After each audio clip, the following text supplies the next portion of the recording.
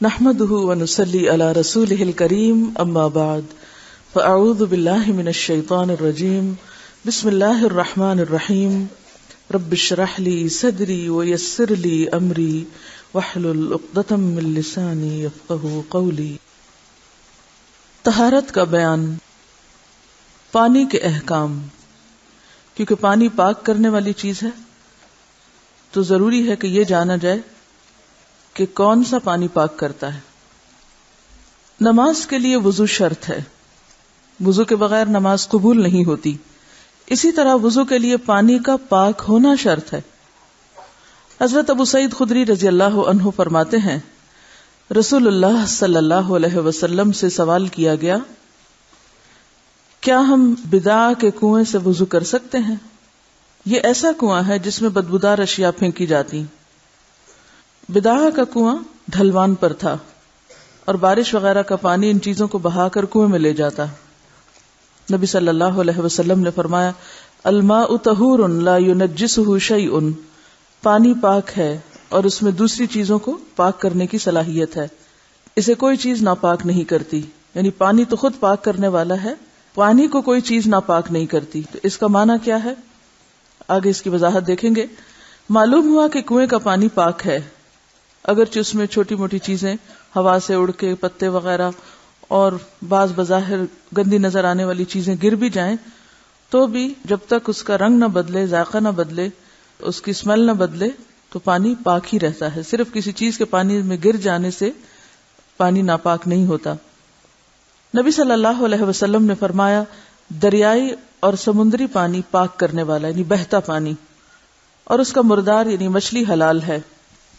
رسول اللہ صلی اللہ علیہ وسلم نے جنبی کو ٹھہرے ہوئے پانی میں غسل کرنے سے منع فرمایا، جیسے ٹب وغیرہ میں، کیونکہ وہ نجاست ایک محدود پانی میں شامل ہو جاتی ہے اور پھر اس سارے کو بھی ناپاک کر دیتی. نبی صلی اللہ علیہ وسلم نے کھڑے پانی میں پیشاب کرنے اور غسل کرنے سے منع فرمایا ہے، کیونکہ جب پانی ایک جگہ کھڑا رہتا ہے اور پھر اس میں نجاست چلی جائے تو وہ بھی ناپاک ہو جاتا ہے. نبی صلی اللہ علیہ وسلم نے کھڑے پانی میں پیشاب کرنے اور وضو کرنے سے منع فرمایا. اب ایک طرف یہ ہے کہ کنویں میں کوئی چیز چلی جائے تو کنواں ناپاک نہیں ہوتا، اور دوسری طرف یہ ہے کہ کھڑے پانی میں غسل کرنا اور وضو کرنا اور پیشاب کرنا جو ہے وہ منع ہے. تو یہ دو باتیں کیا باتیں ہوئیں؟ تو بات یہ ہے کہ کنویں کا پانی اگرچہ ایک محدود جگہ پر ہوتا ہے، لیکن آپ نے دیکھا ہوگا کہ جو پانی نکلتا چلا جاتا ہے نیا پانی اس میں آتا چلا جاتا ہے. تو بظاہر ساکن نظر آنے والا پانی اصل میں ساکن ہوتا نہیں ہے. جو پانی سطح پر ہوتا ہے وہ دائیں سے بائیں یا بائیں سے دائیں چل رہا ہوتا ہے، لیکن جو پانی کنویں کے اندر ہوتا ہے تو وہ نیچے سے اوپر چل رہا ہوتا ہے، لیکن وہ بھی ایک طرح سے حرکت میں ہوتا ہے. یہاں یہ لکھتے ہیں کہ کنویں کا پانی بھی ساکن ہوتا ہے، اس کے باوجود پاک ہوتا ہے اور پاک کرتا ہے. میں ان سے اتفاق نہیں کرتی کہ ساکن ہوتا ہے، ساکن نہیں ہوتا، محدود جگہ پر ہوتا ہے لیکن مسلسل اس میں حرکت ہوتی رہتی ہے. اس کی وجہ یہ ہے کہ اس کی مقدار قلتین 227 کلو گرام سے زیادہ ہوتی. یعنی 227 کلو سے زیادہ پانی اگر کہیں ہو اور کوئی نجاست اس میں گر جائے جس سے اس پورے پانی کا نہ رنگ تبدیل ہو، نہ ذائقہ اور نہ بو، تو اس سے پانی ناپاک نہیں ہوتا.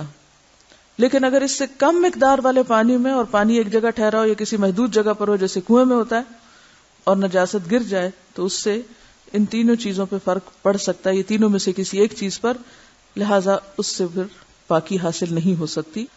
اس سے غسل یا وضو نہیں کرنا چاہیے خواہ اس کا وصف تبدیل ہو یا نہ ہو. یاد رہے کہ 1 کلو گرام 1 سیر 8 تولے کے برابر ہوتا ہے، یعنی سیر سے زیادہ ہوتا ہے. تو اس سے کیا بات سمجھ میں آئی آپ کے؟ ایک بنیادی اصول یاد رکھیے کہ جب تک کسی پانی کا رنگ اور ذائقہ اور بو تبدیل نہ ہو تو پانی بظاہر دیکھنے میں اگر صاف ستھرا ہے تو اس کو آپ کیا کنسیڈر کریں گے؟ پاک ہی کنسیڈر کریں گے. دوسری بات یہ کہ بہتا پانی پاک ہوتا ہے. تیسری بات ہے کہ اگر پانی ٹھہرا ہوا ہو لیکن اس کی مقدار 227 کلو گرام سے زیادہ ہو تو پھر اس میں اگر کوئی چیز چھوٹی موٹی پڑ بھی جائے تو وہ پانی اس چیز کو بھی پاک کر دیتا اور بحیثیت مجموعی پانی پر کوئی اثر نہیں پڑتا اگر اس کا رنگ، ذائقہ اور بو میں تبدیلی نہ ہو. رفع حاجت کے آداب. بیت الخلاء میں جاتے وقت کی دعا. حضرت انس رضی اللہ عنہ فرماتے ہیں کہ رسول اللہ صلی اللہ علیہ وسلم جب رفع حاجت کے لیے بیت الخلاء میں داخل ہونے کا ارادہ کرتے تو فرماتے. کب پڑھتے؟ جب داخل ہونے کا ارادہ کرتے، اندر جا کے نہیں، جب داخل ہونے کا ارادہ کرتے. اللہم انی اعوذ بک من الخبث والخبائث، اے اللہ تحقیق میں تیری پناہ پکڑتا ہوں نر اور مادہ ناپاک جنوں کے شر سے. رسول اللہ صلی اللہ علیہ وسلم نے فرمایا بیت الخلاء جنوں اور شیطانوں کے حاضر ہونے کی جگہ ہے. جب تم بیت الخلاء میں جاؤ تو کہو اعوذ باللہ من الخبث والخبائث، اللہ کی پناہ لیتا ہوں نر اور مادہ خبیث جنوں کے شر سے. بیت الخلاء سے نکلتے وقت کی دعا. حضرت عائشہ روایت کرتی ہیں کہ جب رسول اللہ صلی اللہ علیہ وسلم بیت الخلاء سے نکلتے تو فرماتے غفرانک، اے اللہ میں تجھ سے بخشش چاہتا ہوں. کیونکہ بیت الخلاء کے اندر ذکر نہیں کیا جاتا، یعنی نہ تو قرآن پڑھا جاتا ہے اور نہ ہی ذکر کیا جاتا ہے، تو وہ وقت جو ذکر کے بغیر اندر گزرتا ہے، جب اس سے انسان فارغ ہو کے باہر آتا ہے تو اس وقت بہترین ذکر پھر کیا ہے؟ غفرانک، کہ اتنی دیر جو تجھ سے دور رہے تو اس پر ہم تیری بخشش چاہتے ہیں. رفع حاجت کے مسائل. نبی صلی اللہ علیہ وسلم نے فرمایا جب تم قضاء حاجت کو آؤ تو قبلے کی طرف منہ کرو نہ پیٹھ، یعنی نہ منہ نہ پیٹھ، قبلہ رخ ہو کر نہ بیٹھو، قبلے کے ادب اور احترام کی وجہ سے. نبی صلی اللہ علیہ وسلم نے گوبر اور ہڈی کے ساتھ استنجا کرنے سے منع فرمایا. نبی صلی اللہ علیہ وسلم نے فرمایا 2 لعنت کا سبب بننے والے کاموں سے بچو. صحابہ کرام نے پوچھا وہ کیا ہیں؟ آپ نے فرمایا لوگوں کے راستے میں اور سایہ دار درختوں کے نیچے رفع حاجت کرنا. راستے میں رفع حاجت اور سایہ دار درخت کے نیچے رفع حاجت، یہ 2 کام ایسے ہیں جن کے کرنے والے پر آپ صلی اللہ علیہ وسلم نے لعنت بھیجی. کیوں؟ ایسا کرنے والا دوسروں کے لیے اذیت اور تکلیف کا سبب بنتا ہے. تو پھر آپ سوچیے کہ جو لوگ واش روم میں جا کر فلش نہ کریں، کموڈ کے اوپر پیشاب کی چھینٹیں چھوڑ آئیں یا باتھ روم کا فرش گندا چھوڑ آئیں، ان کے لیے کیا ہوگا؟ یہ تو باہر جنگل میں اگر کوئی شخص راستے میں بیٹھ جاتا ہے جہاں اسے پتا ہے کہ لوگ یہاں سے گزرتے ہیں اور ان کی نظر پڑے گی اس نجاست پہ، یا یہ کہ سایہ دار درخت جہاں کوئی راہ گزر آرام کر سکتا ہے تھوڑی دیر کے لیے، تو اس جگہ پر ایسا کرنے سے منع کیا گیا. تو جو لوگ واش رومز کو اپنے بعد میں آنے والوں کے لیے گندا کر کے چھوڑ دیتے ہیں اور ڈھیروں پانی پھینک کے آ جاتے ہیں، مجھے سب سے زیادہ کوفت اس وقت ہوتی ہے جب کسی پبلک پلیس پر جہاں کوئی دینی اجتماع ہو رہا ہو اور قرآن پڑھے لکھے لوگ واش رومز یوز کر رہے ہوں. کبھی رمضان میں دورہ قرآن ہو رہا ہو کسی 5 اسٹار میں یا کسی کلب میں یا کسی پبلک پلیس پر، تو میں شرم سے پانی پانی ہو جاتی ہوں جب کبھی بھول کے مجھے کلاس کے بعد واش روم جانا پڑے، اور بعض اوقات بغیر استعمال کے باہر آ جاتی، کیونکہ اتنا خطرناک ہوتا ہے اس وقت وہاں جانا کہ آپ بچ کے نہیں نکل سکتے. اور یہ صرف چند لوگوں کی نادانی کی وجہ سے ہوتا ہے. لوگوں کو شاید کموڈ یوز ہی نہیں کرنا آتا، جس کی وجہ سے بعض لوگ سیٹ پہ پاؤں رکھ کے بیٹھ جاتے ہیں اور وہ گندی سیٹ چھوڑ کے آ جاتے ہیں، پاؤں کے نشان اسے، بعض اوقات وہ سیٹ کے اوپر جو رنگ ہے اس کو توڑ ڈالتے ہیں. کیونکہ جب آپ خود سوچیں جب آپ اس کے اوپر چڑھ کے بیٹھیں گے تو وہ بچے گی کہاں سے؟ یعنی کس قدر نادانی اور ناسمجھی ہے ہم میں. سیوک سینس نہیں ہے نا، رہنے سہنے کے معمولی ادب آداب جو ماؤں کو گھروں میں بچوں کو پیدا ہوتے ہی سکھانے چاہیے وہ بھی نہیں سکھائے، جس کے نتیجے میں ہم یہ سب حرکتیں کرتے ہیں. اسی طرح اگر آپ صلی اللہ علیہ وسلم نے بول و براز سے منع کیا راستوں میں، تو جو خواتین اپنے پیڈ ننگے چھوڑ آتے ہیں کسی بھی ٹوائلٹ میں یا کسی بھی کموڈ میں پھینک کے اس کو بند کر دیتے ہیں اور آ کے سویپرز نکالتے ہیں، کیونکہ اس کا بھی بارہا ایکسپیرینس ہوا ہے کہ لڑکیاں بے احتیاطی برتتی ہیں، ایسی چیزیں کموڈ میں پھینک دیتی ہیں یا کسی ایسی جگہ پہ رکھ دیتی ہیں کہ پانی کے بہاؤ کے ساتھ وہ نالی میں چلا گیا، اور پھر سویپرز آ کے بےچارے ہاتھوں سے نکالتے ہیں، مشینوں سے نکالتے ہیں اور آ کہتے بی بی یہ نکلا ہے. اس وقت بی بی کی کیا حالت ہوتی ہے، سر پیٹنے کو جی چاہتا ہے.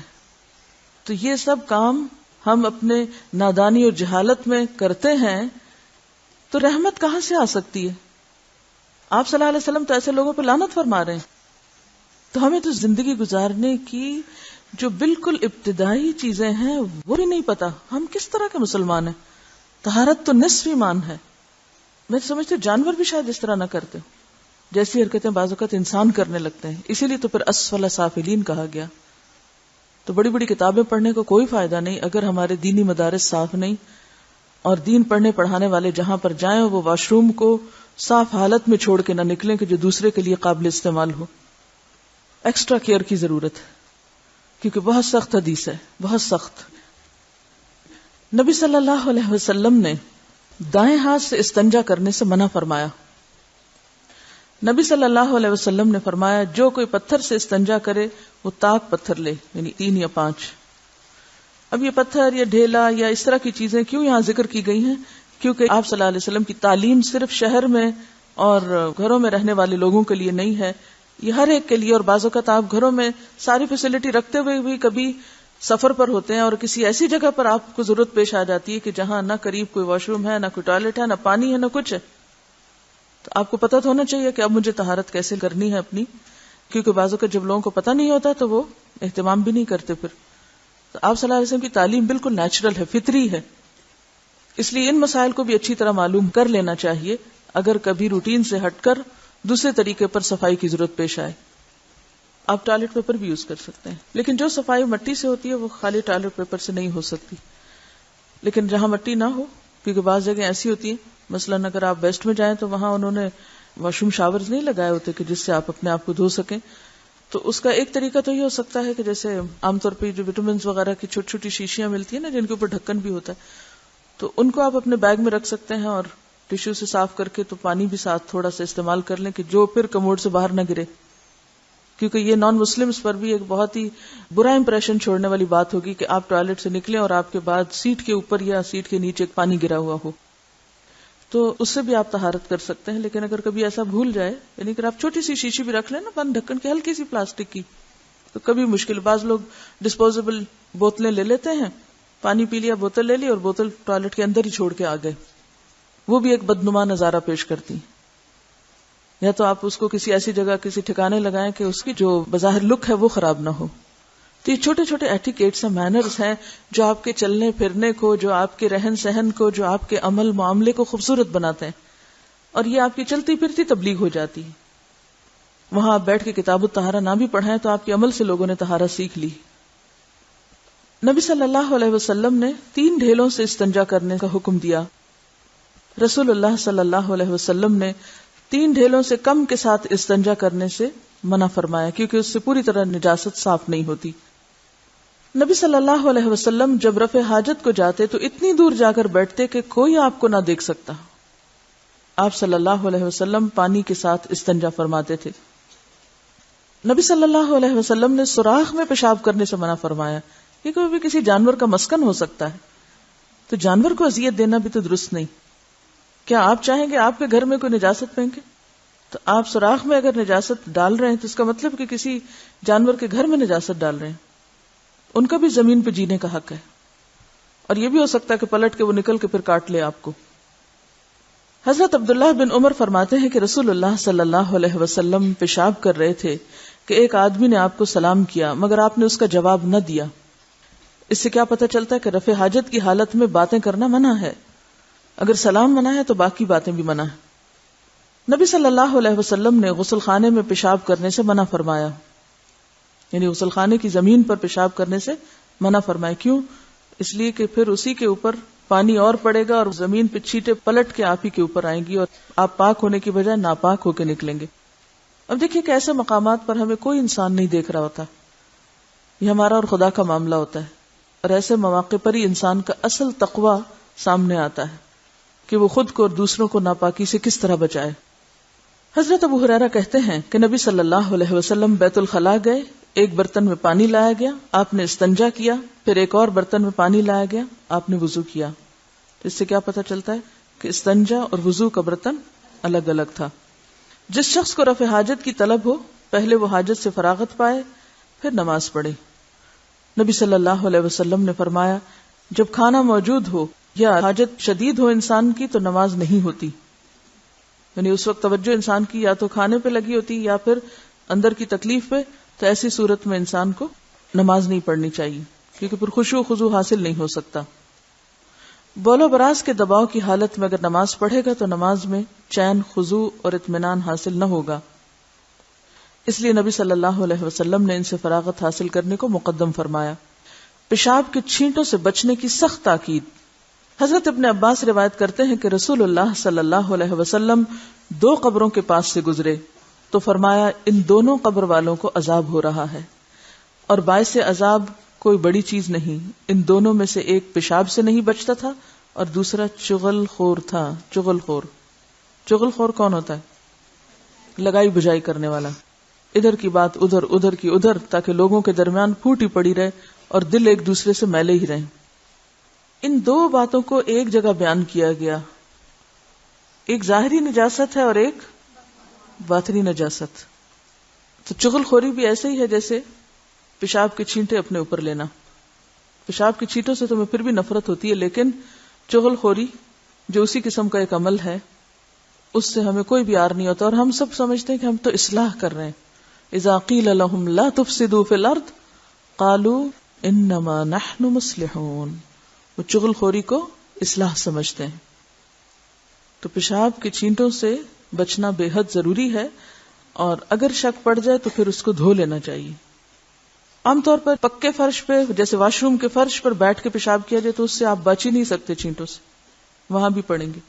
اور یہ جو انڈین سٹائل کموڈ ہوتے ہیں، ان میں بھی چھینٹوں سے بچنا ناممکن ہوتا ہے۔ صرف جو دوسرے کموڈ ہیں اس میں کافی بچت ہوتی ہے، اور اگر آپ سمجھیں کہ کوئی چیز پلٹ کے واپس آپ کو لگی تو دھونا بھی آسان ہوتا ہے انسان کو۔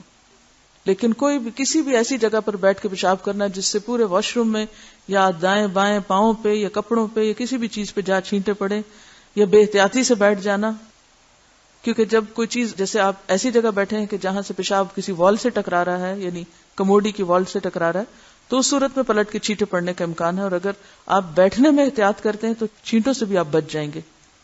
تو اب آپ دیکھیں کہ پیشاب کے چھینٹوں سے نہ بچنا عذاب قبر کا سبب بنتا ہے۔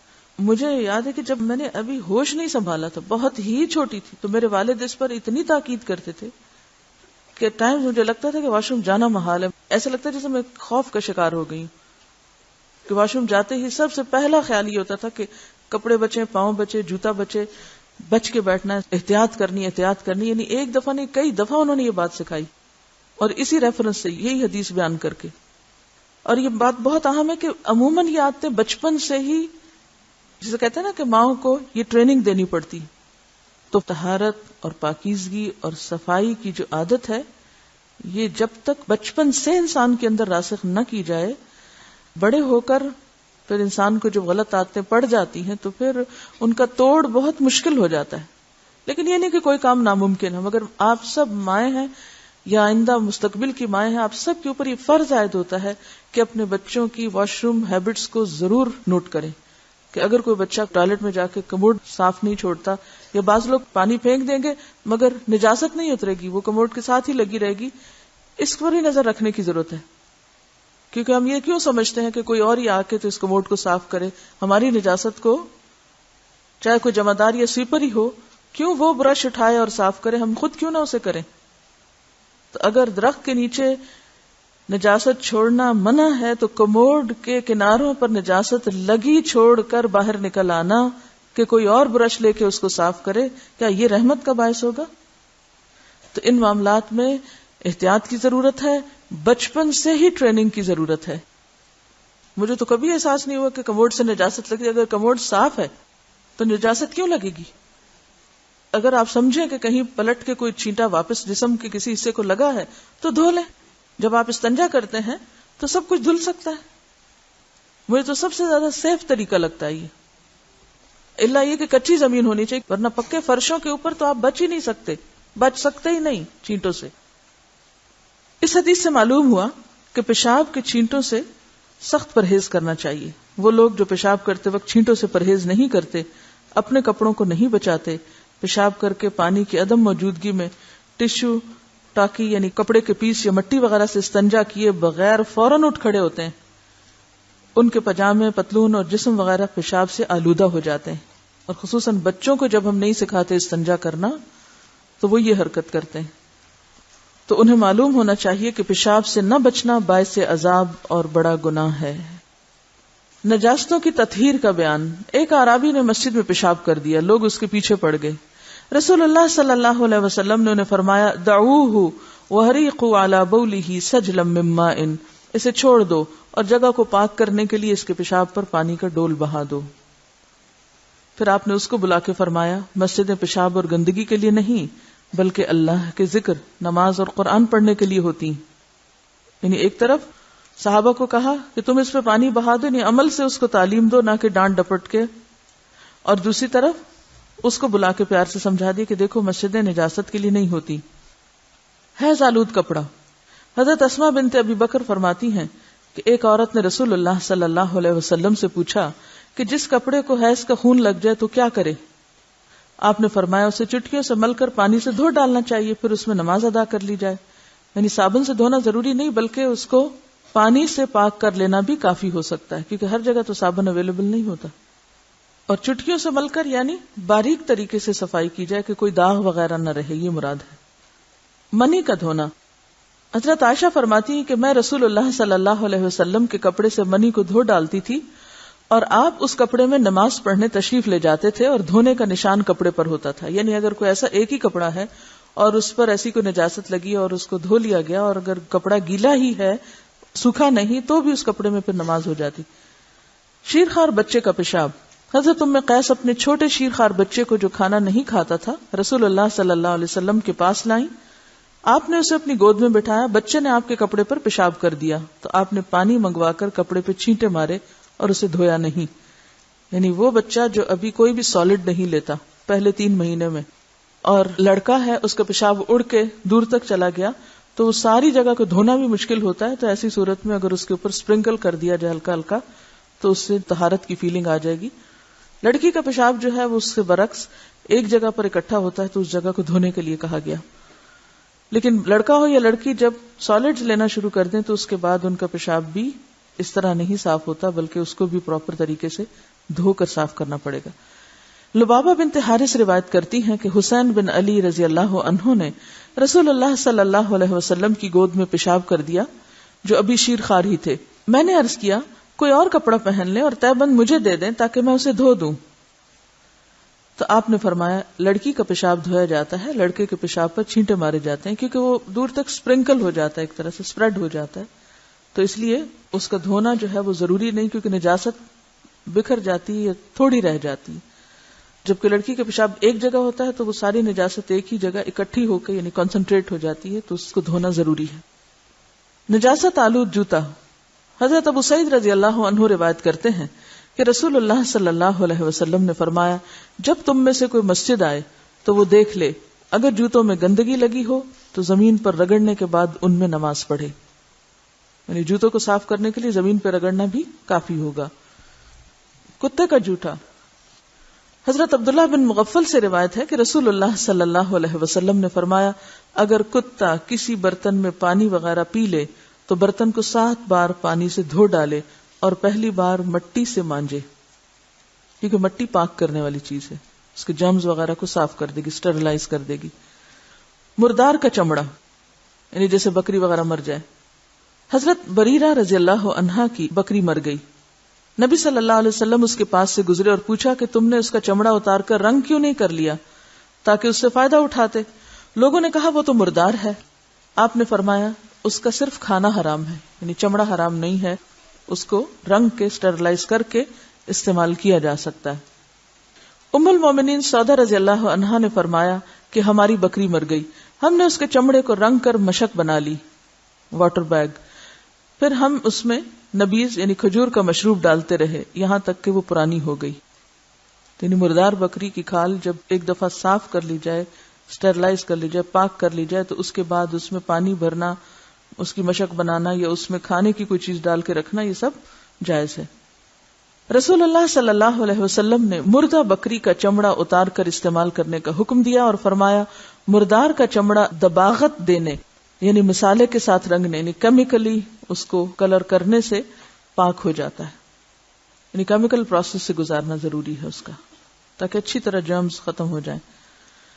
نبی صلی اللہ علیہ وسلم نے درندوں کی کھال استعمال کرنے سے منع فرمایا. کیوں بھائی ایسا کیوں؟ شیر کی، چیتے کی. اصل میں یہ جتنے بھی جانور ہوتے ہیں نا یہ سمبلائز کرتے ہیں کس کو؟ خاص کیریکٹرسٹک کو، کہ نہیں؟ شیر کس کی علامت ہے؟ بہادری کی اور ایک خاص ایٹیٹیوڈ کی. اسی طرح چیتا، کتا، بلی اور گدھا. بیسیکلی دو بنیادی وجوہات ہیں.